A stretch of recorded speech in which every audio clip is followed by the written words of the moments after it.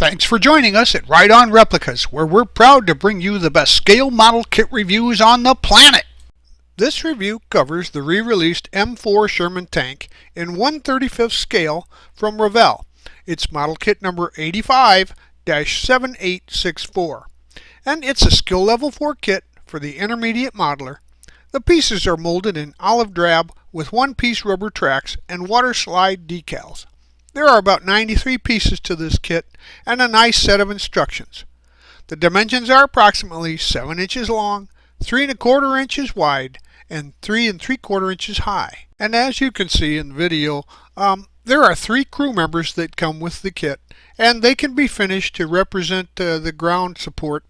Now, the Sherman tank was very useful in World War II, and it was derived from the M3 Grant tank, but what they lacked for in firepower and plating, they made up for in numbers, as there were nearly 50,000 of the tanks made in different variations during the war. Here are the contents of this kit, and some people would call this an open box review. They'd pick up every part and sprue and try and explain it if they can find the words, but that won't help you build the model, will it? So here's all the parts, and we're going to use some liquid cement for most of the construction, sometimes super glue for strength. And the decals are pretty straightforward and nice register, so they go on well, but you may need some of that setting solution from the aftermarket to make sure that they conform to any contours on the kit. Gather the parts from the kits that you see here, and then assemble the cannon housings, halves, and those parts will be painted a camouflage Rust-Oleum, and it's the Rust-Oleum Camouflage 2-time Ultra Cover Olive Drab. It works out perfectly.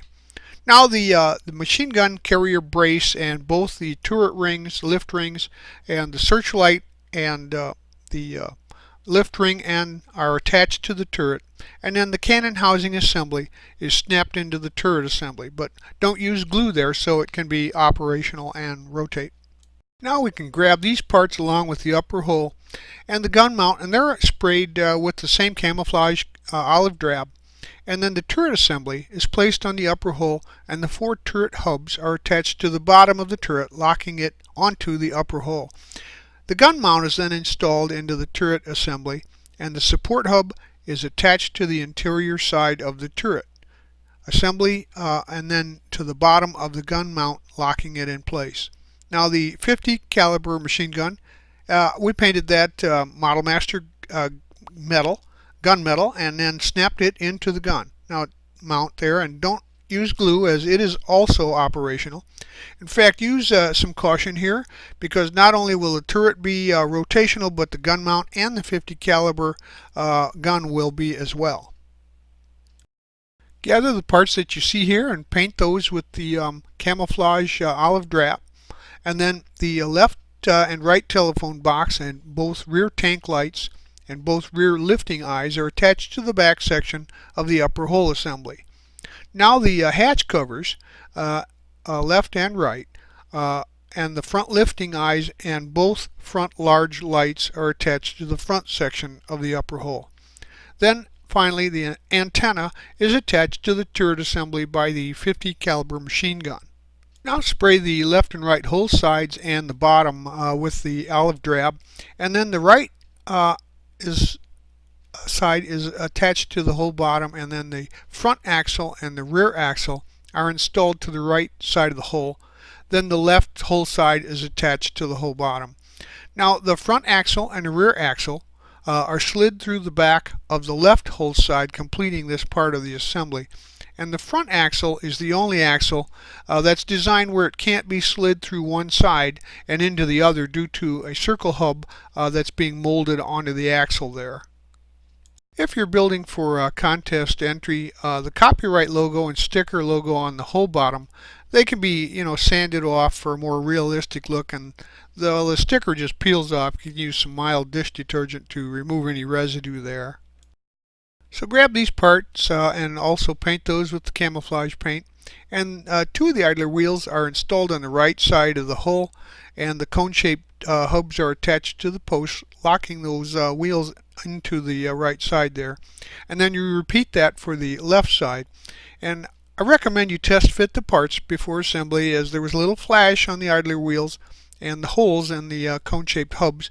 They seem to be a little small, so trim the flash with a hobby knife, and I used a pin vise to open up the holes a little bit more in the hubs. So test fit the upper hull assembly to the lower hull assembly, and look for your gluing contact points, and if there's any on there, scrape off any paint so that you get a good bond, and assemble those together.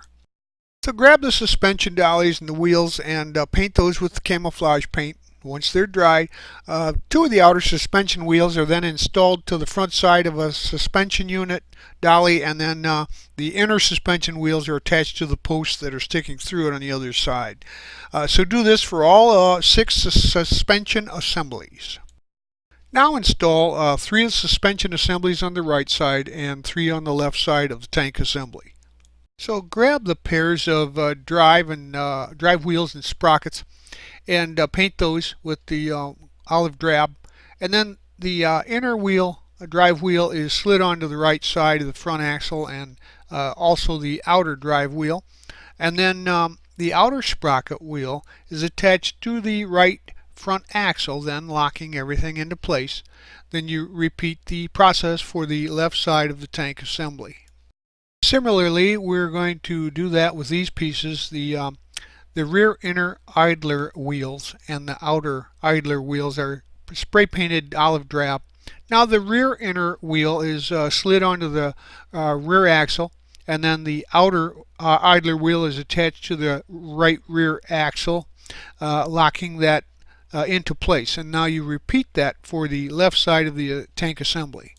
Now we can work on the track assemblies.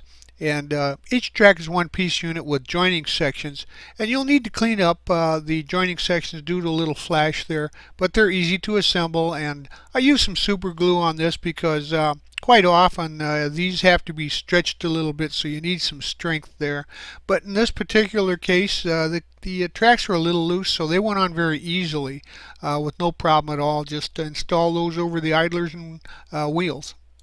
So gather up these pieces, and those of course painted the same color, olive drab, and the cannon and the turret hatch cover are attached to the turret assembly, and then the travel rack, small light, machine gun, and the front shield are attached to the hull assembly. Now it's time to place the decals into position and use some warm water, and decals 4 and 5 are applied to the hull sides, and then decal 2 is applied to the right side of the turret, and then number 1 applied to the left. Now number 3 is applied to the antenna. So now we'll work on the figures, and supplied along with the tank, they would help make a nice diorama. The commander, the kneeling soldier, and the rifleman are detailed as follows. I used some Tamiya flesh tone acrylic for the hands and faces, and some Model Master olive drab for the uniforms, and some Tester's bottle brown for the rifles, and some Model Master faded olive drab for the rucksacks, pistol belts, and slings, and the Model Master gunmetal for the rifle and pistol metal, and Tester's olive drab for the helmets. And then the boots were painted with some Model Master's flat black. I wanted to weather the vehicle to give it a more realistic look, and I generally use the Vallejo weathering set for green vehicles. And sometimes the Tester's paint markers. Also, there's some Tamiya Weathering Master Set A for sand and light sand, etc., for wheels and things like splashing. Well, I started out with the Vallejo kit, and it says to use light coat, but I didn't think I was putting enough on, and then by the next day I found out that when it dries, it actually looks more intense and thicker. So I tried to kind of help that out with some of the paint markers in the other weathering kit. But quite frankly, I've seen videos of these tanks coming up out of the ditches, and you couldn't see any paint on them. So I'm not sure if you can over detail the weathering, but I think it turned out well even so, and I hope you enjoyed this step-by-step review, because there it is, and if I were you, I'd buy one of these kits and put it on my shelf.